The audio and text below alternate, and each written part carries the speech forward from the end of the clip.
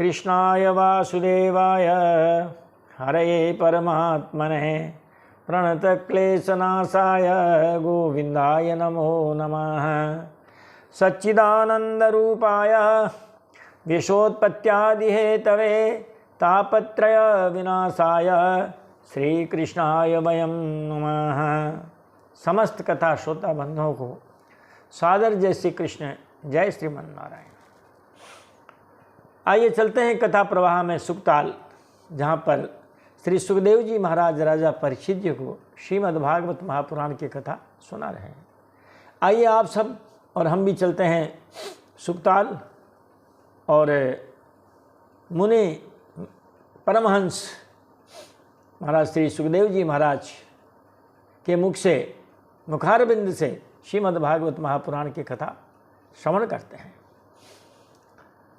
कथा प्रवाह में बैठने से पहले महाराज थोड़ा पिछला प्रसंग देख लेते हैं। पिछले प्रसंग में महाराज 10वां स्कंद पूर्वार्ध है, उसका 36वां अध्याय हो चुका था।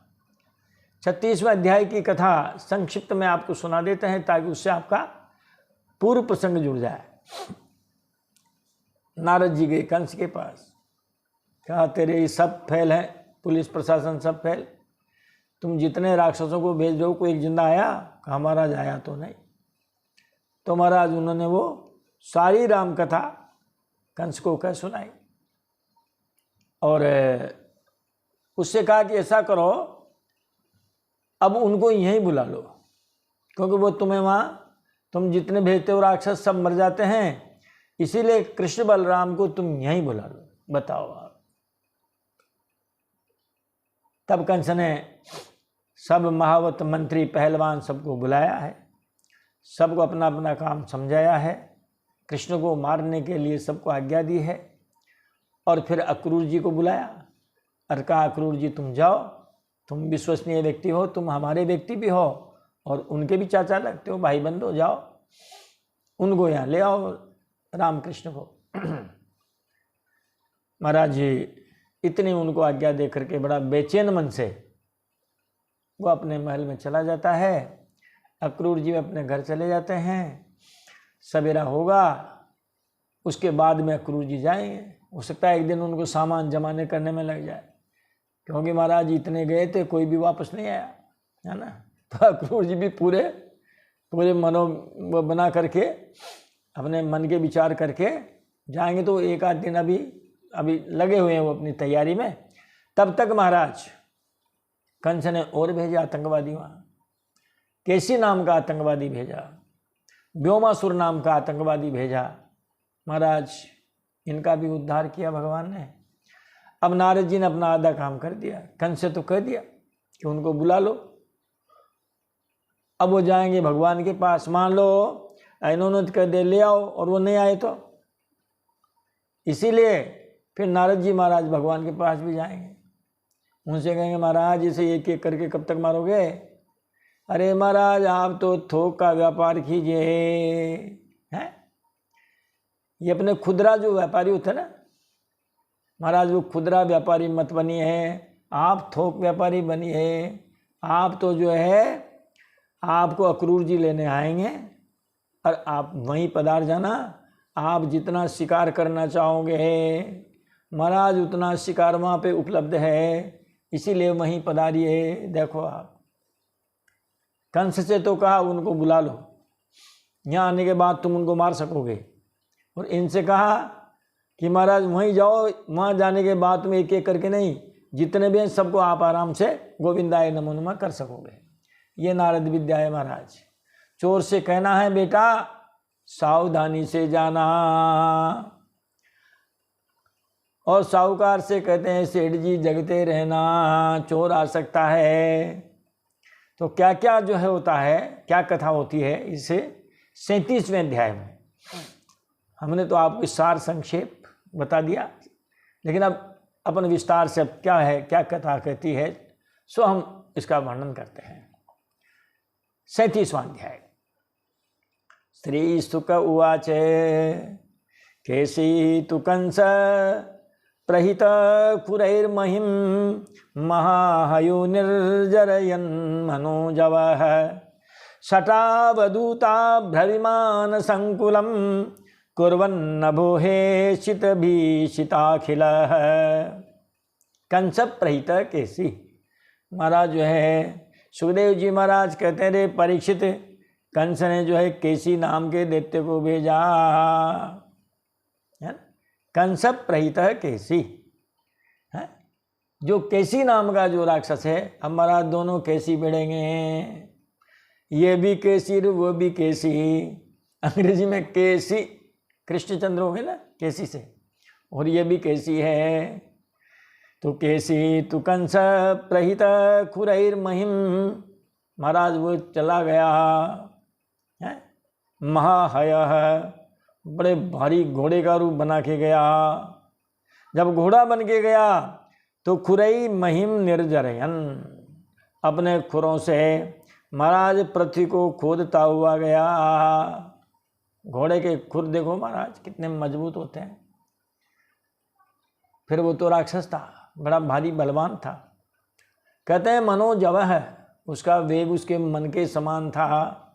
वो जैसा चाहे वेग धारण कर सकता था। ऐसे अपने मन के वेग के अनुसार चलने वाला घोड़े के रूप में पृथ्वी को अपने खुरों से खोदता हुआ महाराज जो है वो केसी नाम का दैत्य वृंदावन में ब्रज में चला गया। शटावधूता ब्रविमान संकुलम कुर्वन्नभोहे शितभीषिताखिलः। हे शितभीषिताखिलः, अरे महाराज जब वह हिनहिनाट करता था तो सबके सब भय के मारे कांप उठते थे। उसका नाम केस इसलिए था क्योंकि घोड़े के क्या होता है, गर्दन पे बाल होते हैं, बालों को केस कहते हैं। केसः यस्य अस्ति इति केसी, जिसके गर्दन पर बाल। महाराज ने बालों को जो झटकता था ना, तो उनके झटकने मात्र से ही आकाश में जो बादल और जो विमान थे, महाराज उनकी भीड़ तितर बितर हो जाती थी। अपनी गर्दन के बालों को झटकने से आकाश में महाराज जो है बादल और विमानों की भीड़ को तितर बितर करता हुआ ऐसा वो ब्रज में आया। जब वो अपना हिनहिनाट का शब्द करता था, हिनहिनाता था, भय के मारे सब कांप जाते थे। ऐसा था महाराज कैसी। और कि विशाल नेत्रो विकटाश्च कोटरो बृहद्गलो नीलमहाम्बुधूपमः दुराशयः कंसहितं चिकीर्षुः ब्रजम सनंदस्य जगाम कंपयन। कहते हैं महाराज, और जो है उसके नेत्र बड़े भारी मोटे मोटे थे। विशाल नेत्रो है, विशाल नेत्र है। विकटाश्य कोटरः, आश्य विकट, आश्य का मतलब मुख। अरे महाराज बड़ा विकट मुँह था, बड़ा भारी। कैसे, मानो कोई पेड़ का जो कोटर होती है ना, खोखलापन, मानो से उस वृक्ष की कोटर के समान जिसका मुख था। बृहद गला, और गला बड़ा भारी मोटा था, गर्दन मोटी उसकी साम। नील महामुदोपमः, महाराज उसका शरीर काली काली बादल की घटाओं के समान विशाल था। और दुराशयः, आशयः दुर, आशय का मतलब उसका मन, मन उसका मेला था, गंदा था। अरे भगवान को मारने आया था तो कोई पवित्र मन वाला थोड़ी था, बड़ा मलिन मन वाला था महाराज। वो श्री कृष्ण को मारना चाहता था। कृष्ण हितम चिकीर्षुः, कृष्ण का हित, कंस का हित करना चाहता था, और कंस के हित के लिए भगवान श्री कृष्ण को मारना चाहता था।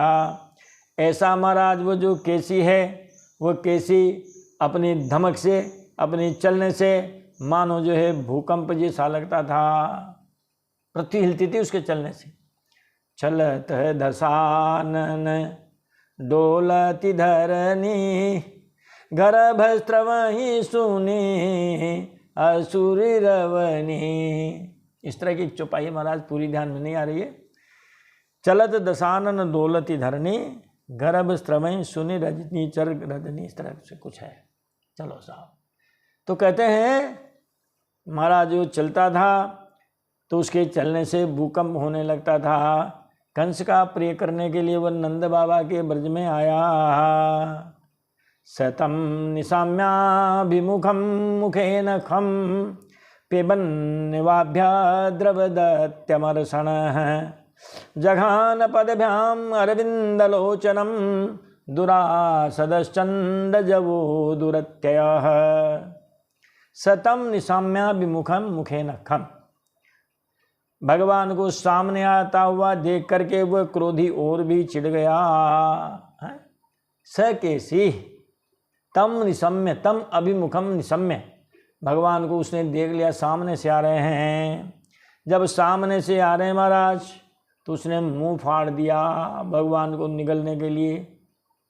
ऐसा मुंह फाड़ा मानो वह आकाश को ही निगलना चाहता है, आकाश को निगलना चाहता है। ऐसा मुंह फाड़ करके महाराज वो जो है भगवान की तरफ दौड़ा। जब भगवान की तरफ दौड़ा तो केसी का वेग बड़ा प्रचंड था, उस पर विजय पाना बहुत मुश्किल था, उसे पकड़ लेना भी आसान नहीं था। उसने भगवान के पास आकर के महाराज दुलत्ती मारी है। जघान पदम्याम अरविंदलोचनम, अरविंदलोचनम श्री कृष्णम कमल नयनम, जो कमल नयन भगवान श्री कृष्ण हैं महाराज उनके ऊपर दुलत्ती मारी है। दुरासत था वो, चंड जब है, दुरत्यय, ये केसी की विशेषता है। केसी की विशेषता यह है कि उसका वेग बड़ा प्रचंड था, उस पर विजय पाना बड़ा मुश्किल था और उसे पकड़ लेना भी आसान नहीं था। ऐसे उस केसी ने जब भगवान को सामने से आते हुए देखा तो मुंह फाड़ करके उनकी तरफ ऐसे दौड़ा मानो पूरे आकाश को ही निगल जाएगा। ऐसा उनकी तरफ दौड़ा और फिर भगवान की तरफ पीट करके उसको उनके ऊपर उसने दुलत्ती का प्रहार किया। तद्वंचयित्वा तमधोक्षजोरुषा प्रगृह्य दोर्भ्यां परिविद्य पादयोः सावज्ञमुसृज्य धनुषतान्तरे यथोरगं तार्क्ष्यसुतो व्यवस्थितः। तद्वंचयित्वा, भगवान ने उसकी दुलत्ती को बचा लिया है, और बचा करके अब भगवान को भी क्रोध आया है। भगवान ने उसके पिछले दोनों पैर पकड़ लिए महाराज, और पैर पकड़ के उसको घुमाया है और घुमा करके दूर फेंक दिया। तद्वंचयित्वा तमदोक्षजोरुषा प्रगृह्य दोर्भ्यां परिविद्य पादयोः, अपने दोनों हाथों से केसी घोड़ा जो था वो उसके दोनों पिछले पैर पकड़े हैं और पकड़ करके घुमाया है। घुमा करके खेल ही खेल में सावज्ञम, सावज्ञम का मतलब बड़ी अवज्ञा के साथ खेल खेल में ही मारा 400 धनुष जितनी दूरी पर उसको फेंक दिया। 100 धनुष, धनुष जब बनता है जिस बांस से, जिस भी उससे महाराज एक धनुष 4 हाथ का बांस लगता है। एक धनुष को बनाने में 4 हाथ का बांस लगता है। यदि हाथों का प्रमाण लिखें तो महाराज 400 कोस, कितने दूर महाराज 400 हाथ, 400 कोस नहीं 400 हाथ दूर जो है भगवान ने उस केसी को फेंक दिया। कैसे फेंक दिया? जैसे गरुड़ जी महाराज सांप को पकड़कर फेंक देते हैं। अब महाराज फिर उसके सामने सीना तान के खड़े हो गए हैं। यथोरगम तार्क्ष्यसुतो व्यवस्थितः, जिस प्रकार गरुड़ जी महाराज सांप को पकड़ के फेंक देते हैं, इसी प्रकार भगवान ने महाराज केसी को पकड़ के फेंक दिया। 400 हाथ सामने जाके उनके सामने अकड़ करके खड़े हो गए हैं। अब महाराज उसको बड़ी मुश्किल से होश में आया है। होश में आने के बाद फिर उठा है, फिर दुलत्ती मारी है। देखो आप, सलब्ध संगः पुनरुत्थितो रुषा व्यादाय केसी तरसा पदहरिम सोप्यस्य वक्त्रे भुजमुत्तरं स्मयन् प्रवेशयामास यथोरगम बिले। सलब्ध संज्ञः, महाराज केसी फिर होश में आया है। पुनरुत्थितः, उठ के खड़ा हुआ है। अब उसको भी रोष आ गया, क्रोध।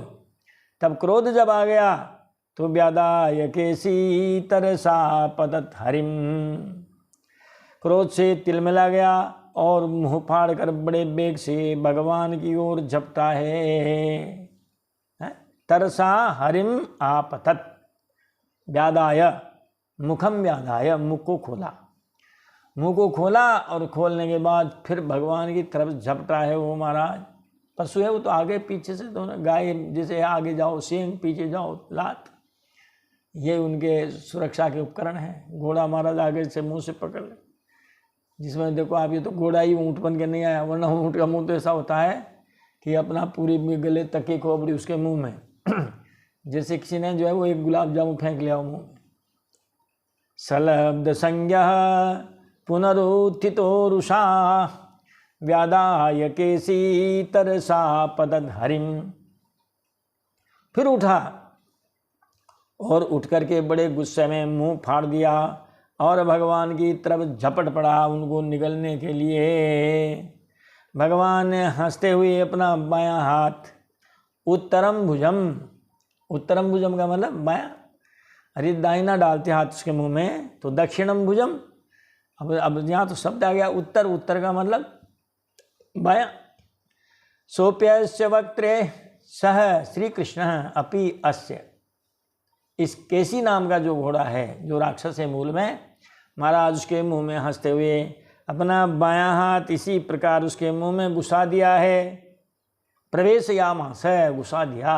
कैसे कि यथोरगम बिले, जैसे अपने ही बिल में कोई नाग बाबा घुसते हैं बांबी में, जैसे अपनी ही बांबी में खुद नाग बाबा जिस प्रकार प्रवेश करते हैं निर्भय होके, काहे का भय, निर्भय होकर के अपनी बांबी में खुद ही घुस जाते हैं, उसी प्रकार महाराज भगवान श्री कृष्ण ने अपना बायां हाथ उस केसी के मुंह में घुसा दिया। और घुसाने के बाद में महाराज वो हाथ इतना बढ़ा उसके मुंह में कि महाराज गला ही रुक गया।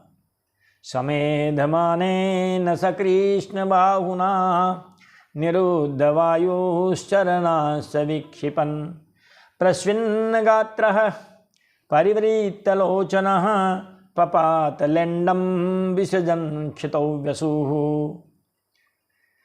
कृष्ण बाहुना समेधमाने न, महाराज भगवान श्री कृष्ण का जब हाथ बढ़ने लगा तो महाराज सह निरुद्ध वायु, उसकी प्राण वायु रुक गई, श्वास की नली भगवान ने रोक दी। तब चरणांश विक्षिपन, महाराज नीचे गिर पड़ा, पाँव पटकने लगा, पाँव रगड़ने लगा। प्रस्विन्न गात्र है, पूरा शरीर पसीने से लथपथ हो गया। परिवृत्य लोचन, नेत्रों की पुतलियाँ उलट गई महाराज उसकी, और जो है मलमूत्र त्यागता हुआ निर्जीव होकर के, निष्प्राण होकर के वापस भूमि पर गिर पड़ा। ये हुआ। समेधमाने न स कृष्ण बाहुना निरुद्ध वायुश्चरणा सविक्षिपन्, प्रस्विन्न गात्रः परिवृत्य लोचनः पपात लेंडम विसर्जन क्षितौ व्यसुः। व्यसुः विगतः असवः इति व्यसुः, जिसके प्राण उड़ गए, मेरे जो प्राण पखेरु उड़ गए और वो नीचे गिर पड़ा। और महाराज अब महाराज नारद जी पधार रहे हैं। बोलिए नारद जी महाराज की जय। नारद जी ने कंस के पास से लौट करके भगवान श्री कृष्ण के पास आकर के उनकी बड़ी स्तुति की है, और स्तुति करके उन्होंने कहा है कि महाराज एक एक करके कब तक मारोगे, खुदरा व्यापार छोड़िए महाराज, हैं आप तो थोक का व्यापार कीजिए। महाराज जाइए वहाँ, और जितने भी आपके दुश्मन हैं महाराज का नंबर लगा दीजिए वहाँ जाने के बाद। महाराज आपने इतने तो सब मार दिए हैं आने वाले, लेकिन वहाँ जाने के बाद किसको मारेंगे आप? चाणूरम मुष्टिकम चैव मल्लानन्याश्च हस्तिपान कंसम जय नियतम द्रक्षे परशो हनिते विभो। हे प्रभु, आपने कंस के द्वारा भेजे गए अनेक राक्षसों को मारा है, अब आप मथुरा पधारिए। ये लो महाराज, पहले से उनको तैयार कर दिया, क्योंकि जब पहले से ही व्यक्ति तैयार होता है ना किसी काम के लिए, तो फिर महाराज उस काम में वो मना नहीं करता है। वरना महाराज ये आते नहीं, डायरेक्ट अक्रूर जी आ जाते, पता नहीं ये जाते न जाते हैं, पता नहीं इनको जाने देते न जाने देते माता पिता ग्वाल बाल, मगर चूंकि इनको उन्होंने बिल्कुल मथुरा जाने के लिए तैयार कर दिया। और ये भी कह दिया परशो हनिते विभो, हे प्रभु परसों के दिन, परसों का दिन का मतलब परस्व, परस्व का मतलब परसों, परसों का मतलब यह है कि आज तो मैं आपको कह के जा रहा हूँ, कल आपको लेने अक्रूर जी आ जाएंगे। जब अक्रूर जी लेकर के आपको मथुरा पहुँचेंगे तो परसों के दिन किस किस को मारेंगे आप? चाणूरम मुष्टिकम छैव, महाराज आप मथुरा में जा कर के परसों चाणूर को मारोगे, मुष्टिक को मारोगे, और भी दूसरे पहलवान हैं जो उसके जो राक्षस जो बच गए हैं उन सबको मारोगे महाराज आप, कुल या पीड़ हाथी को मारोगे, और अंत में कंस को भी मार दोगे। ये लो महाराज, नारद जी ने भगवान की कुंडली देख ली और फलादेश कर दिया।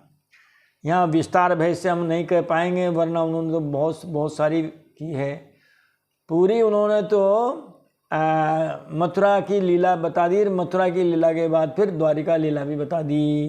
कंस को मारेंगे महाराज, माता पिता को आप जेल से मुक्त कराएंगे, यादवों को वापस बुलाएंगे, और महाराज जो है जरासंध से आपका युद्ध होगा, और आप ऐसे उसको मारेंगे, और महाराज फिर आप शादी ब्याह करेंगे, अब महाराज आप कितने बच्चे बच्ची होंगे, और पूरी भागवत जी महाराज। जो भी सज्जन पढ़ना चाहे 10वां स्कंद पूर्वार्ध 37वां अध्याय पढ़ लेना, उसमें ये पूरी भविष्यवाणी है।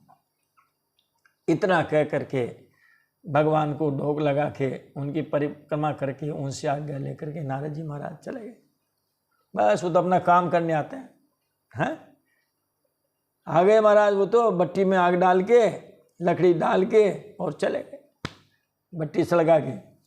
अब आप कढ़ाई चढ़ाओ, पूड़ी बनाओ, खीर बनाओ, मालपा बनाओ, तुम्हारे जचसो बनाओ, है ना महाराज। वो तो सूत्रपात कर गए।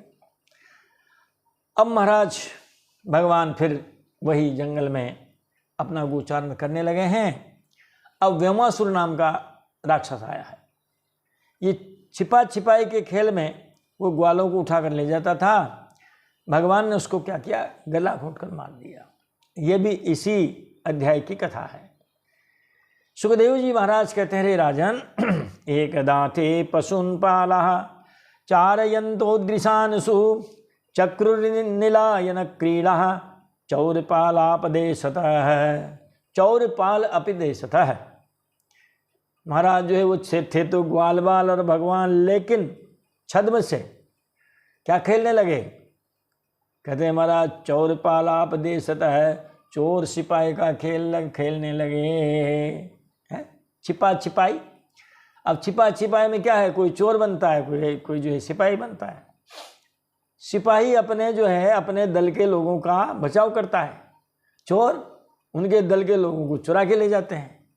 ये चोर सिपाही का खेल है साहब। बचपन में हम लोगों ने बहुत खेले हैं, आपने भी खेले हुए हैं।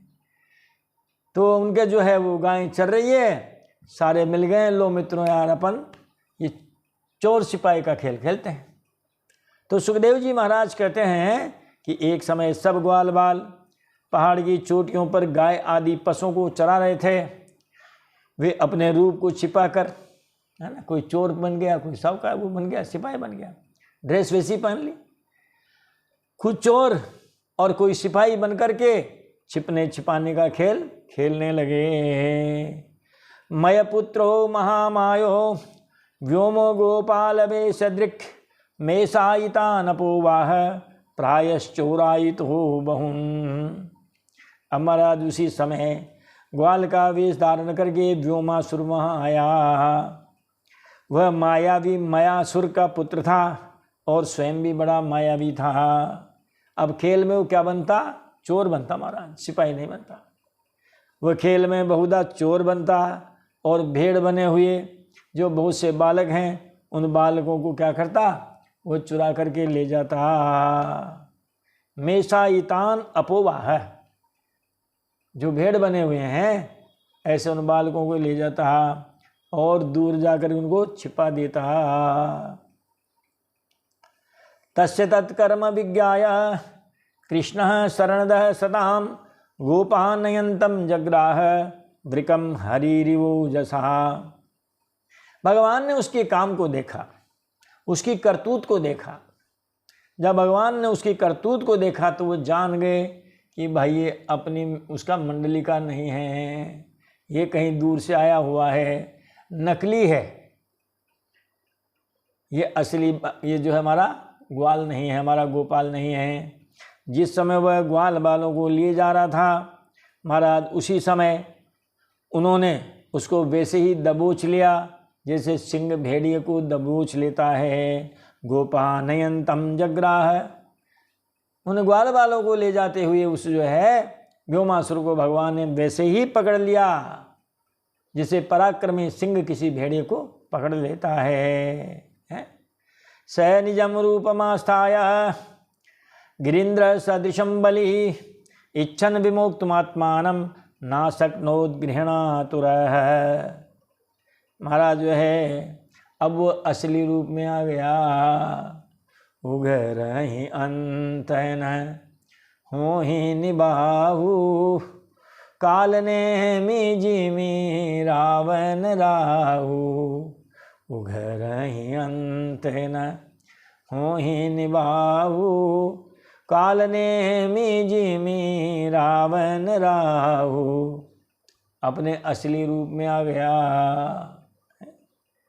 और असली रूप में आकर के महाराज वो तो पहाड़ के समान बड़ा बलवान रूप धारण कर लिया उसने। अपने आप को भगवान कृष्ण से उसने अपने आप को छुड़ाने की बहुत कोशिश की, बहुत कोशिश की महाराज। वो भगवान से अपने आप को छुड़ा नहीं सका। भगवान ने इतना उसको पकड़ा मजबूती के साथ कि वो भगवान से छूट नहीं पाया। तम निगृह्याच्युतौ दोर्भ्यां पातयित्वा महीतले पश्यतां दिवि देवानां पशुमारममारयते। भगवान श्री कृष्ण ने अपने दोनों हाथों से उसको पकड़ लिया, पकड़ करके महाराज पृथ्वी पर गिरा दिया और सारे देवता आकाश में तमाशा देख रहे थे। उनका काम यही है महाराज, लड़ने भिड़ने का काम भगवान करते हैं, तमाशे देखने का काम उनके करते हैं। फिर वो जय जयकार करते हैं, स्तुति करते हैं, फूल बरसाते हैं, दुंदुभी बजाते हैं। और उस व्योमासुर को भगवान ने कहते हैं महाराज गला घोंट करके मार दिया, गोविंदाय नमो नमः कर दिया। गुहापिदानम निर्भिद्या गोपान निस्सार्य कृष्णतः स्तूयमानः सुरेर्गोपैः प्रविवेश स्वगोकुलम। अब भगवान श्री कृष्ण ने गुफा के द्वार पर लगी हुई चट्टानें तोड़ डाली। बताओ, गुफा में घुसा था और बाहर चट्टान उसके जो है गुफा के द्वार पर रख के आता था। बाद में इनको सबको मार डालेंगे। तो गुहा पिदानम निर्भिद्य, गुफा के बाहर लगी हुई चट्टान को उसने तोड़ा, भगवान ने तोड़ा है। और गोपान निस्रार कश्यत है, वो जो संकटपूर्ण स्थान था उस संकटपूर्ण स्थान से उन्होंने गोपालों को बाहर निकाला है। महाराज अब तो देवता भी और ग्वाल बाल भी क्या करने लगे? भगवान की स्तुति करने लगे हैं। बोलिए कृष्ण भगवान की जय, भक्त वत्सल भगवान की जय। और प्रविवेश है स्वगोकुलम, उन्होंने अपने गोकुल के लिए फिर प्रस्थान किया है। यहाँ आकर के महाराज और वो 37वें अध्याय का विराम हो जाता है। बोलिए नंद की लाला की जय। अब हम जो है 38वें अध्याय में प्रवेश करते हैं।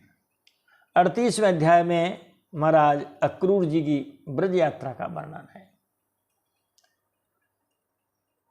भगवान ब्रज में हैं, गोचारण करके आ गए हैं और उधर जो है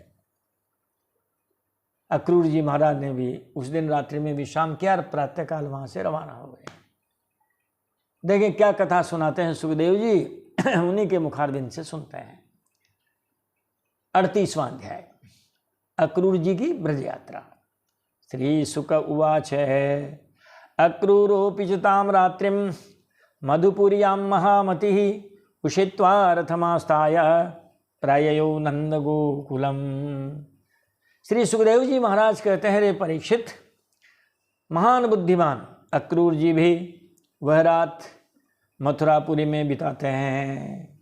भाई दिन में तो बुलाया, कंस ने उनको बुलाया, उनको आज्ञा दी, बातचीत की हैं और भेज दिया, तो उस रात को तो मथुरा में ही रहे हैं। महाराज मथुरा में वो रात बिता करके प्रातः काल होते ही रथ पर सवार हुए हैं।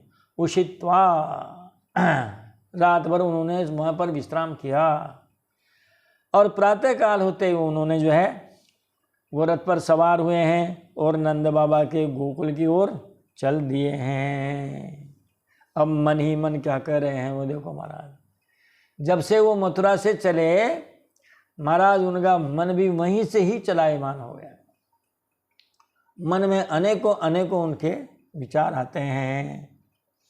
किं मया चरितं भद्रं किं तप्तं परमं तपः किं वा ताप्यर्हते दत्तं यद द्रक्ष्याम्यद्य केशवम्। और वो इस प्रकार सोचते हैं कि मैंने ऐसा कौन सा शुभ कर्म किया है। किं मया चरितं भद्रम, ऐसे मैंने कौन सा काम किया है, शुभ काम किया है। किम तप्तं परमं तपः, और मैंने ऐसी कौन सी श्रेष्ठ तपस्या की है, अथवा किसी सतपात्र को मैंने ऐसा कौन सा महत्वपूर्ण दान दिया है जिसके फलस्वरूप आज मैं भगवान श्री कृष्ण के दर्शन करूँगा। भगवान श्री कृष्ण का जो दर्शन है ये महाराज पुण्य का फल है। पुण्य के फल से, पुण्य के प्रभाव से भगवान के दर्शन होते हैं। तो अक्रूर जी विचार कर रहे हैं कि मैंने ऐसा कौन सा शुभ कर्म किया, ऐसा मैंने क्या तप किया है, ऐसा मैंने कौन सा दान दिया कि आज मैं भगवान के दर्शन करूँगा। रामचरितमानस में महाराज जब वो जाते थे ना अरण्य कांड में, भगवान जब ऋषि मुनियों की कुटियों पर जाते थे तो वो ऋषि मुनि भी यही उनसे कहते थे। लाओ एक दो चौपाई सुना देते हैं। आजू सुफल तपु तीरथ त्यागु, आजू सुफल जप जोग विरागु, आजू सुफल तपु तीरथ त्यागु, आजू सुफल जप जोगु विराजु। राम जी जब जाते हैं महाराज ऋषि मुनियों की कुटिया पर, वाल्मीकि जी की कुटिया पर और अन्य ऋषि मुनियों के यहाँ, तो वो यही कहते हैं राम जी को देखते ही, महाराज आज हमारा तप सफल हो गया, हमने जो तीर्थ यात्राएं की उसका फल मिल गया, हमने जो त्याग किया उसका फल मिल गया, आज हमारा जप जोग विराग सब सफल हो गए। सफल सकल शुभ साधन आजू, राम तुम ही अवलोकत आजू। सफल सकल शुभ साधन साजू, राम तुम ही अवलोकत आजू। आज हमारे सब साधन, सारे साधन सब सफल हो गए हैं। आज हमने आपके दर्शन पा लिए हैं। इन सभी के फलस्वरूप आपने हमें दर्शन दे दिए, हमारे ये सब सफल हो गए हैं। अक्रूर जी महाराज भी यही कहते हैं और भी कहते हैं, ममाद्य मंगलम नष्टम फलवांश्चैव मे भवः यन्नमस्ये भगवतो योगी ध्येयांग्रि पंकजम। आज मेरे सारे अशुभ कर्म नष्ट हो गए, मम अद्य अमंगलम नष्टम, सारे जो अशुभ कर्म हैं वो नष्ट हो गए हैं, क्योंकि भगवान के दर्शन होंगे महाराज।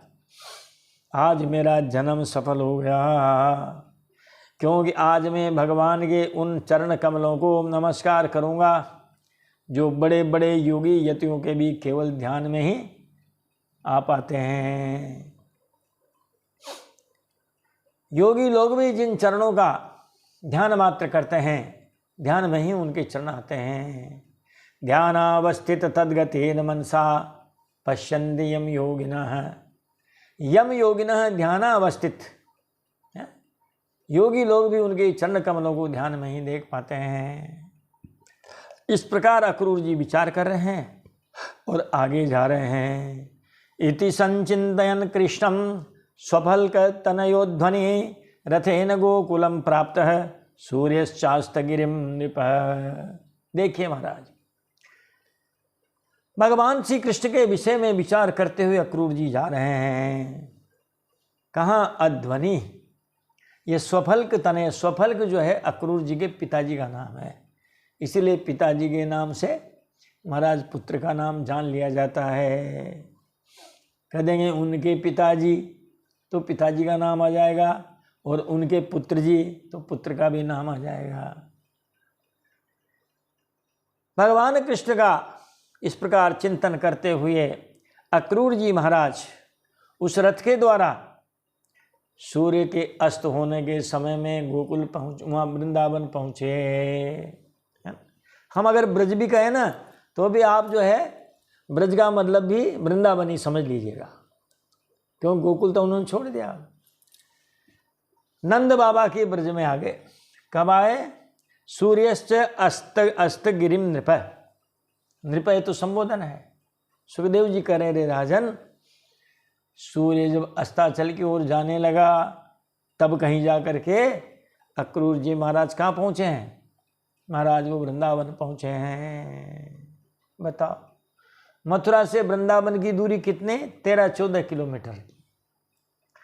आज भी आप मथुरा रेलवे स्टेशन पर उतरो, आपका जो भी वाहन, तांगा, गाड़ी, घोड़ा जो भी है, बैठो, मैं समझता हूँ कि आधा घंटा और क्या, इससे ज़्यादा तो क्या लगेगा। लेकिन अक्रूर जी को कितना समय लगा? 12 घंटे। बताओ, सूर्य उदय होने के साथ ही रवाना हो गए, सूर्यास्त के समय पहुंचे। तो महाराज अक्रूर जी महाराज इतने लेट क्यों पहुंचे? कहाँ रुक गए? तो महाराज जो है विद्वान लोग कहते हैं कि महाराज उनका मन तो था ही नहीं, मन तो भगवान में था। जब मन में भगवान में था मन, तो घोड़े अपनी गति से चलते थे। अब जाना था मथुरा की तरफ और निकल गए महाराज किधर? भरतपुर की तरफ। बताओ, मथुरा से भरतपुर बिल्कुल विपरीत दिशा में। महाराज जब कभी उनको होश आता होगा वो देखते होंगे ये तो भाई वृंदावन का रास्ता नहीं है, हम तो रास्ता भटक गए हैं। महाराज फिर वो घोड़ों को वापस जो है किधर लाते हैं? मथुरा की तरफ लाते हैं और फिर वृंदावन की तरफ चलाते हैं। बार बार रास्ता भटक जाते हैं महाराज। पहला तो कारण यही हो सकता है, और दूसरा कारण ये भी हो सकता है कि महाराज पता नहीं उनके मन में क्या भावना जगे है।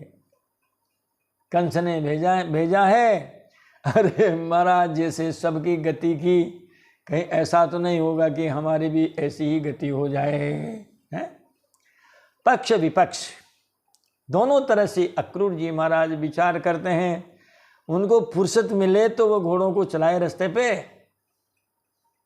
उनको तो उनका जो मानसिक चिंतन है, वो मानसिक चिंतन ही महाराज उनको चैन नहीं लेने दे रहा है।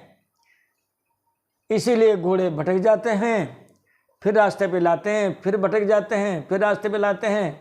मान लो कहीं घोड़े रुक गए, महाराज चिंतन में लग गए। फिर कभी चिंतन की लड़ी टूटे, वो घड़ी आवे जब चिंतन की लड़ी टूटे, तब कहीं महाराज वो घोड़े आके। इस प्रकार से जो है चिंतन मनन करते करते करते सूर्यास्त के समय अक्रूर जी महाराज वृंदावन पहुंचे हैं। अरे महाराज भरत जी जब राम जी को मनाने जा रहे हैं चित्रकूट में, तो उनकी भी यही स्थिति है। ऐसी स्थिति यूँ हो रही है कि जा रहे हैं उनको मनाने। महाराज जो है राम जी क्या सोचेंगे कि देखो माई ने तो वनवास दे दिया, अब बेटा आया मक्खन लगाने हैं। अब जो है ये कुटिल बुद्धि भरत ये मुझे मनाने के लिए आ रहा है। महाराज हमारा नाम सुनते ही वो चित्रकूट छोड़ के आगे निकल सकते हैं, हमें दुत्कार करके भगा सकते हैं। ऐसी कई कई बातें उनके मन में आती है। माता की करतूती जब भरत जी के मन में आती है, महाराज पैर उठा का उठा रह जाता है, पैर आगे रख नहीं पाते हैं। फिर जो है करुणा निधान भक्त वत्सल दीन बंधु भगवान की जब याद आती है कि नहीं नहीं नहीं नहीं वो मेरे साथ ऐसा नहीं कर सकते, तब कहीं कदम आगे बढ़ते हैं। रुकते बढ़ते महाराज वो आगे बढ़ रहे हैं। लाओ दो चार चौपाई सुना देते हैं। हमको चौपाई बहुत प्यारी है। चौपाई नहीं कहूँगा मैं, इनको सूत्र कहूँगा।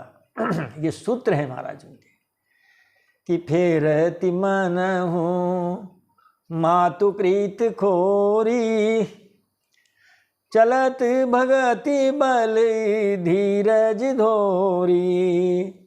फेरति मन हूँ मातु प्रीत खोरी, चलत भगति बल धीरज धोरी। मातुकृत खोरी, खोरी का मतलब है दुष्टता। माता की दुष्टता पर जब मन जाता है तो महाराज भरत जी का पुनः अयोध्या में लौटने का मन कर देता है कि चलो वापस अयोध्या। अरे अपने लिए ही तो कुचक्र रचा माता जी ने। यदि भरत तुम अगर उनके बेटा न होते कैकेयी के, तो महाराज कैकेयी ऐसी दुष्टता क्यों करती। तो जब माता जी की कुटिलता को भरत जी जब विचार करते हैं तो मन वापस अयोध्या लौटने को कह देता है। फिर चलत भगति बल धीरज धोरी, फिर महाराज धीरज धारण करते हैं और अपने राम जी के प्रति जो भक्ति है, क्योंकि महाराज बचपन तो चारों का ही साथ निकला है। भगवान को भरत जी बड़े प्यारे महाराज, खेल में खुद हार जाते, भरत जी को जिताते थे। भरत सरिस को राम सनेही, जग जप राम राम जप जेई। भरत सरिस को राम सनेही, जग जप राम राम जप जेई। भरत जी के समान प्यारा कौन है। दुनिया राम जी बसती है और राम जी भरत जी जपते हैं। तो महाराज भक्ति के बल पर हैं और इस प्रकार वो धैर्य धर करके फिर आगे कदम रखते हैं। जब समुझत रघुबीर सुभाऊ, तब पथ परत उताइल पाऊ। जब समुझत रघुबीर सुभाऊ, तब पथ परत उताइल पाऊ। लेकिन जब भगवान के स्वभाव का वो स्मरण करते हैं तब महाराज उताइल का मतलब जल्दी जल्दी, फिर महाराज उनके कदम आगे की ओर बढ़ते हैं भरत जी महाराज के। भरत दशा तेहि अवसर कैसी, जल प्रवाह जल अली गति जैसी। भरत दशा तेहि अवसर कैसी, जल प्रवाह जल अली गति जैसी। भरत जी की दशा उस समय कैसी है महाराज हैं? कहते हैं जल प्रवाह, बहते हुए पानी में जैसे जल अली की गति होती है। यह जल अली कौन? अली का मतलब महाराज भंवरा होता है। पानी में भी भंवर पड़ती है, पानी में भंवर पड़ती है बहुत ज़बरदस्त महाराज। तो जब भंवर पड़ती है तो उस भंवर की तरह है, क्योंकि उस भंवर का जो पानी है वहीं वहीं चक्कर लगाता रहता है, न पीछे जाता है और न आगे जाता है, और उसमें कोई बड़ी सी लकड़ी फंस जाए, फिर देखो महाराज वो लकड़ी वहीं वहीं वहीं वहीं वहीं वहीं वहीं वहीं घूमती रहती है महाराज। तो इस प्रकार भरत जी महाराज भी और यूँ घूम रहे हैं, जाऊँ कि नहीं जाऊँ, जाऊँ कि नहीं जाऊँ, जाऊँ कि नहीं जाऊँ, जाऊँगा तो क्या कहेंगे, जाऊँगा तो क्या कहेंगे, नहीं जाऊँगा तो महाराज फिर क्या कहेंगे, फिर क्या कहेंगे। ऐसी उस भंवर में फंस गए हैं। तो अक्रूर जी महाराज भी इस प्रकार महाराज ऊहापोह करते हुए सायंकाल को पहुँचे हैं। अक्रूर जी को मार्ग में भगवान श्री कृष्ण के चरण चिन्ह दिखाई दिए हैं। अरे महाराज वो तो चरण चिन्हों से ही लिपट गए, रेत में चरण चिन्ह मिले, उन्हीं से अक्रूर जी महाराज लिपट गए हैं। इसीलिए महाराज ये ब्रज है वो प्रेम की भूमि है, प्यार की भूमि है? और महाभारत जहाँ हुआ हो हरियाणा में, अरे महाराज वहाँ तो बाप बेटा मित्र मित्र भी भिड़ जाएंगे। चलो ब्रजभूमि की बात करते हैं। तद्दर्शनालाद विवृद्ध संभ्रमः, जो ही उन्होंने भगवान के चरण चिन्हों को देखा तो देखते ही महाराज और आनंद का इतना उद्रेक, आनंद का इतना ज्वार, इतना जो है लहर इतनी हुई कि वे अपने आप को नहीं संभाल सके।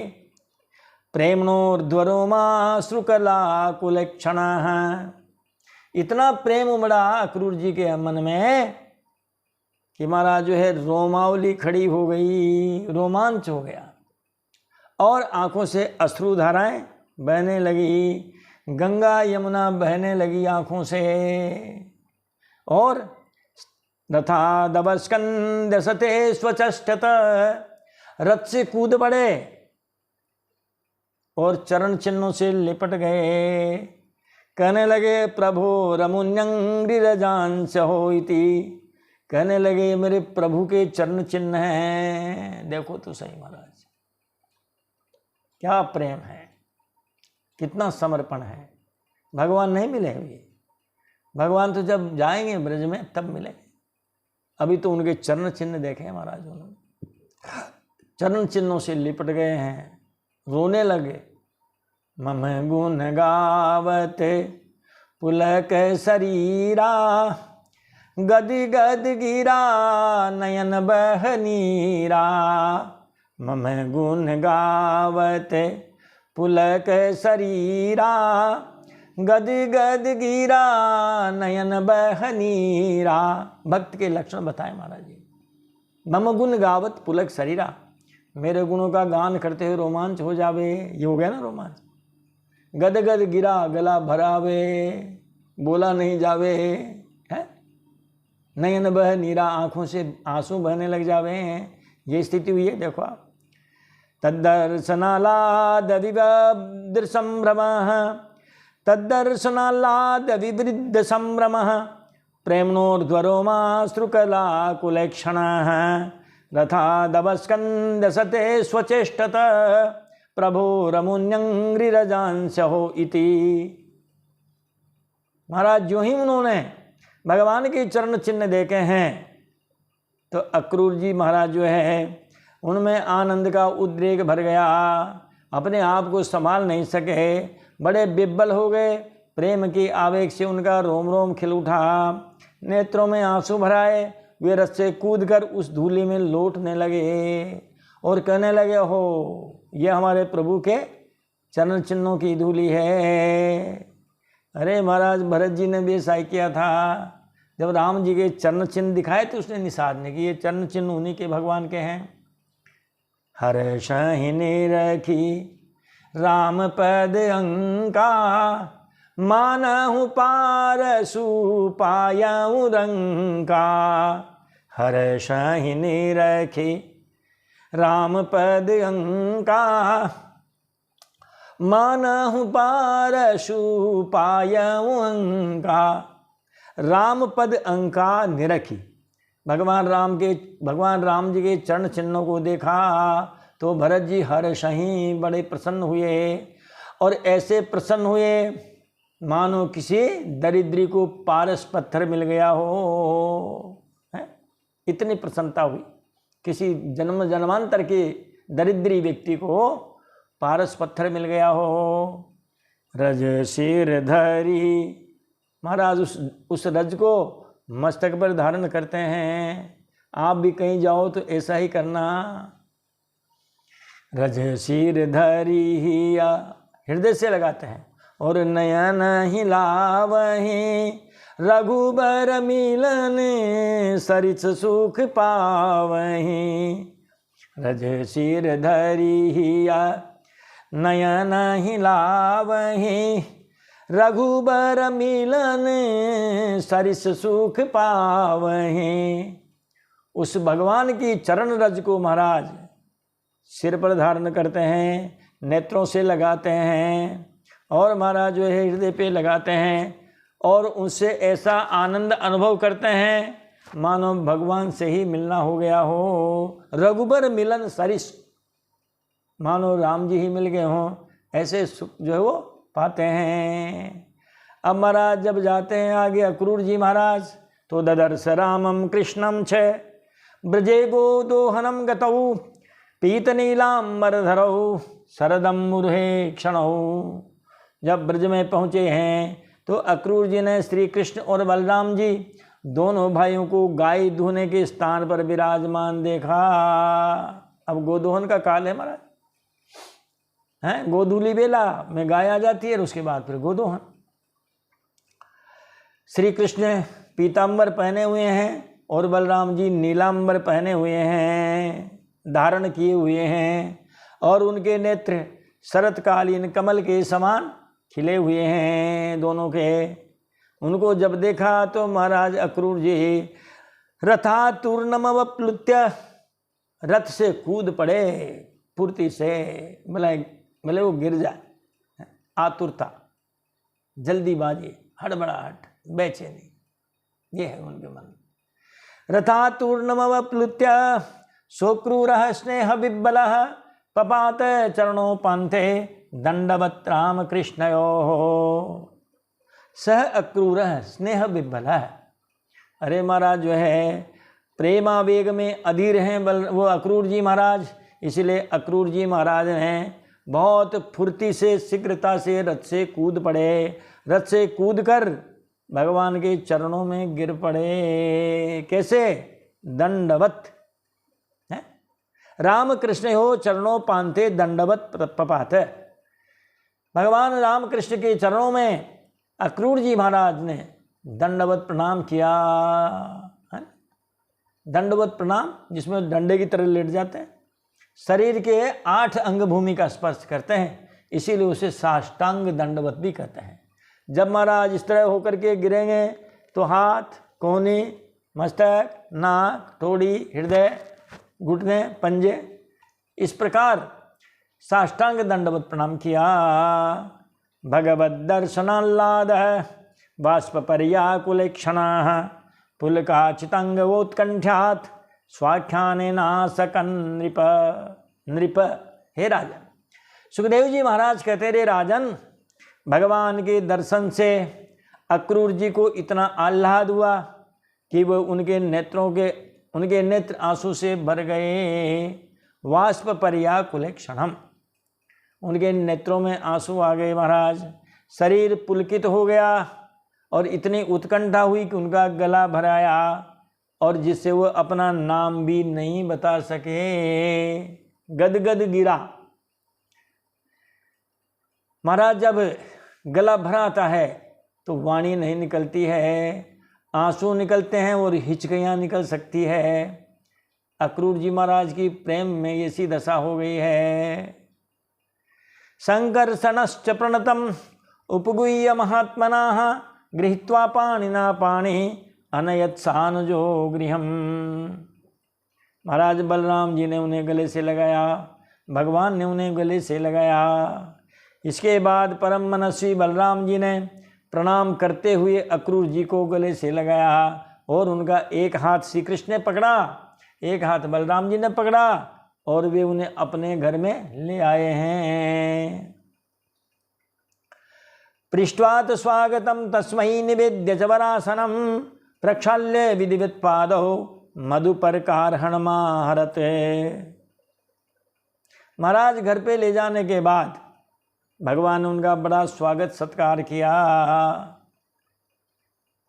तस्मै स्वागतम निवेद्य, पहले तो उनकी कुशलता के समाचार पूछे हैं, उनको श्रेष्ठ आसन पर बैठाया है और विधि पूर्वक उनके पांव पकार करके पूजा की भेंट सामग्री की है। मधुपर्क आदि, दूध में शहद मिलाया होगा, है ना। और कहते हैं आओ बैठो पियो पानी, और 3 चीज़ें क्या मोल आनी, तो इनसे तो प्रथम स्वागत इनसे ही हो जाता है। संस्कृत में भी एक साथ श्लोक है, तृणानि भूमि रुदकम वाक् चतुर्थी च सुनृता एतान्ये पिशताम गेहे नो छिद्यन्ते कदाचन। तृणानि भूमि उदकम और वाक्, 3 तो यही सही, आओ बैठो पियो पानी, ये 3 तो आ गई इसमें। चौथी यह है कि फिर मीठी वाणी हो, अरे आइए साहब पधारिए विराजिए, है ना। और इस प्रकार उनके भले पधारे साहब बड़े स्वागत में बड़े मधुर वचन उनसे बोले जाए, सारी थकान मिट जाएगी। वो स्वागत की जो आपकी की जो वस्तुएं सब फीकी पड़ जाएगी मीठी वाणी के सामने, है। और यदि वाणी महाराज कर्कश है तो ये सब जहर हो जाएगी, है? तो भगवान ने इस प्रकार उनके पैर पखारे हैं, पूजा की सामग्री भेंट की है। पप्रच्छ सत्कृतम नंद कथम स्थ निरनुग्रहे कंसे जीवति दासारः शौनपाल इवावयः। महाराज फिर नंद बाबा ने भी उनका स्वागत किया है। नंद बाबा ने भी उनका स्वागत करने के बाद उनके पास जो है आकर के उनसे पूछा है, हे अक्रूर जी महाराज, आप लोग निर्दयी कंस के जीते जी, निरनुग्रहे कंसे जीवति, जो बड़ा निर्दयी है ऐसे उसे निर्दयी कंस के जीते जी किस प्रकार अपने दिन काटते हैं, उसके रहते आप लोगों की वही दशा है जो कसाई के द्वारा पाली हुई भेड़ों की होती है। कसाई भेड़ को तो पालता है लेकिन महाराज जो है मृत्युदंड भी देता है। मौत, भेड़ों की मौत जिस प्रकार कसाई की मुट्ठी में रहती है, आप लोगों की जिंदगी और मौत भी उस दुष्ट के हाथों में है। आप महाराज कैसे वहाँ रहते होंगे, कैसे अपने दिन बिताते होंगे। इस प्रकार और भी बातें नंद बाबा ने अक्रूर जी महाराज से की है। सबने रात्रि में विश्राम किया है, अब सवेरे जो है वो जाने की तैयारी करते हैं। और यहाँ पर आकर के महाराज ये 38वां अध्याय भी विराम लेता है और हम इस वाणी को देते हैं विराम। मिलते हैं अगले वीडियो में, तब तक के लिए महाराज इनका स्वागत सत्कार होने दो। अक्रूर जी भी आए हैं नंद बाबा के यहाँ महाराज, खूब घी दूध वगैरह खूब आनंद है, तो चकाचक उड़ने दो इनके भी खीर मालपुए। और फिर रात्रि विश्राम करने के बाद जब ये कल जब प्रस्थान करेंगे तो महाराज फिर अपन भी अपनी कथा को गति देंगे। तब तक के लिए बोलिए बाल कृष्ण लाल की जय, बोलिए भक्तवत्सल भगवान की जय, बोलिए वृंदावन बिहारी लाल की जय, नंद की लाला की जय। जय जय श्री राधे, जय जय श्री सीताराम, हर हर महादेव शंभो।